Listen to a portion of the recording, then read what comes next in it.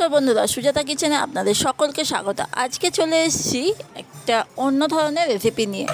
অনেকে ঢ্যাঁড়স খেতে ভালো লাগে না, আজকে ঢ্যাঁড়সের একটা নতুন ধরনের রেসিপি নিয়ে চলে এসেছি। তাহলে আজকে ঝটপট দেখে নিই ঢ্যাঁড়সটা কীভাবে রান্না করছি।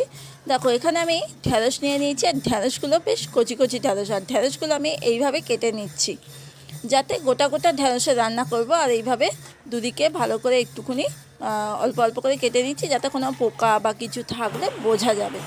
এবার একটা মিক্সার গ্রাইন্ডারের মধ্যে মশলাটা আগে বানিয়ে নিচ্ছি। আমি এখানে সর্ষে আর জিরে দিয়েছি, 1 চামচ সর্ষে, 1/2 চামচ জিরে, পেঁয়াজ দিয়েছি, একটা পেঁয়াজ, একটা শুকনো লঙ্কা, গোটা কত রসুন দিয়েছি, একটু আদা দিয়েছি। গোটা কত রসুন মানে এখানে 10-15 কোয়া রসুন দিয়েছি, একটু অল্প করে আদা দিয়েছি, আর টমেটো দিয়েছি, দিয়ে পেস্টটা বানিয়ে নিচ্ছি। আর এদিকে কড়াইয়ের মধ্যে সর্ষের তেল গরম হয়ে গেছে, তেলটার মধ্যে ঢ্যাঁড়সটা দিয়ে একটু ভালো করে নেড়ে নেব। আর ঢ্যাঁড়সের মধ্যে সামান্য একটু নুন দিয়েছিলাম, সামান্য নুন দিয়ে ঢ্যাঁড়সটাকে একটু সামান্য ভেজে নামিয়ে নেব।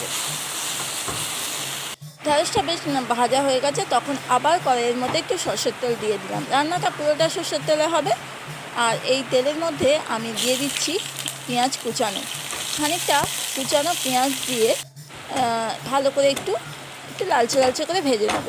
বেশ ভাজাটা লালচে লালচে হবে, ততক্ষণ অবধি অপেক্ষা করব। এবার যে মশলাটা পেস্ট করেছিলাম সেই মশলাটা দিয়ে দিচ্ছি। সর্ষে, জিরে, রসুন, আদা, টমেটো, পেঁয়াজ, শুকনো লঙ্কা। এবার এর মধ্যে পরিমাণ মতো নুন, হলুদ দিয়ে ভালো করে মশলার সঙ্গে পেঁয়াজটা ভালো করে কষিয়ে নেব। মশলাটা ভালো করে একটু কষাবো। দেখো, মশলা থেকে ভালো তেল ছেড়ে গেছে। কষাতে কষাতে তখন আমি ঢ্যাঁড়সগুলোকে দিয়ে দিচ্ছি। ঢ্যাঁড়সটা দিয়ে ভালো করে এটাকে নাড়াচাড়া করে নেবো মশলার সঙ্গে ঢ্যাঁড়সটা কিন্তু একটু ভালো করে একটু নাড়াচাড়া করে নেবো, যেহেতু ঢ্যাঁড়সটা ভাজা। আর এবার একটু ভালো করে নাড়াচাড়া করে ঢ্যাঁড়সের মধ্যে জল দিয়ে দেবো।